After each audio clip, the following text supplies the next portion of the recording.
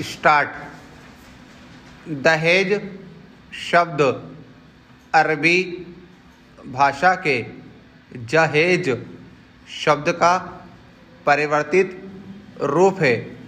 जहेज का अर्थ होता है भेंट या सौगात।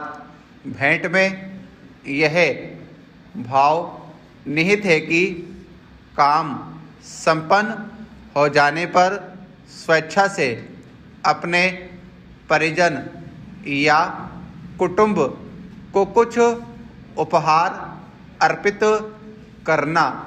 वास्तव में दहेज कन्यादान और स्त्री धन की प्राचीन हिंदू परंपरा से संबंधित है।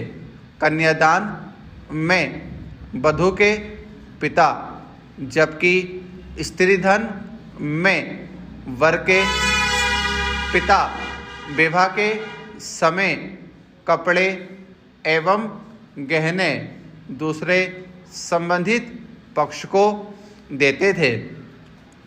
सांसारिक हिंदू विवाह प्रणाली के अनुसार एक विवाह हमेशा के लिए संपन्न होता है, जिसे जीवित रहते भंग नहीं किया जा सकता। अर्थात हिंदू समाज में विवाह एक संस्कार है जो मृत्यु के साथ ही समाप्त हो सकता है, जबकि अन्य समाजों में विवाह एक समझौता है, इसलिए वहाँ इसे भंग करने का प्रावधान है। प्राचीन भारतीय हिंदू समाज में दहेज की प्रथा का स्वरूप स्वेच्छावादी था। कन्या का पिता तथा उसके पक्ष के सदस्य स्वेच्छा एवं प्रसन्नता से अपनी पुत्री को जो प्रदान करते थे उसमें बाध्यता नहीं थी। वह सामर्थ्य के अनुसार दिया गया दान था। लेकिन आज दहेज का स्वरूप पूरी तरह परिवर्तित हो गया है। वर का पिता अपने पुत्र के विवाह में कन्या के पिता की सामर्थ्य, असामर्थ्य, शक्ति, अशक्ति, प्रसन्नता, अप्रसन्नता आदि का विचार किए बिना उससे बलपूर्वक जो कर वसूलता है उसे आज दहेज कहते हैं। दहेज विवाह बाजार में बिकने वाले वर का वह मूल्य है जो उसके पिता की सामाजिक प्रतिष्ठा और आर्थिक स्थिति को देखकर निश्चित होता है।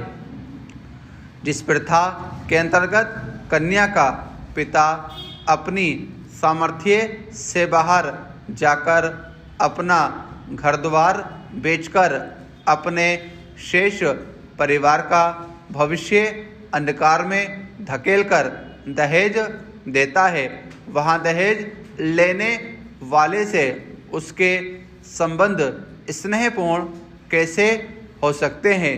भारत में दहेज निषेधाज्ञा कानून 1961 में लागू होने के बावजूद भी अनुमानतः भारत में दहेज न देने अथवा पूरा नहीं देने के कारण प्रतिवर्ष हत्याओं की संख्या लगभग 5000 मानी जा सकती है। एक रिपोर्ट के अनुसार वर्तमान में भारत में लगभग प्रत्येक 100 मिनट में दहेज से संबंधित एक हत्या होती है। अधिकांश दहेज हत्याएं पति के घर के एकांत में और परिवार के सदस्यों की मिलीभगत से होती हैं। इसलिए अदालतें प्रमाण के अभाव में दंडित न कर पाने को स्वीकार करती हैं। कभी कभी पुलिस छानबीन करने में इतनी शिथिल हो जाती है कि न्यायालय भी पुलिस अधिकारियों की कार्य कुशलता और सत्यनिष्ठा पर संदेह प्रकट करते हैं।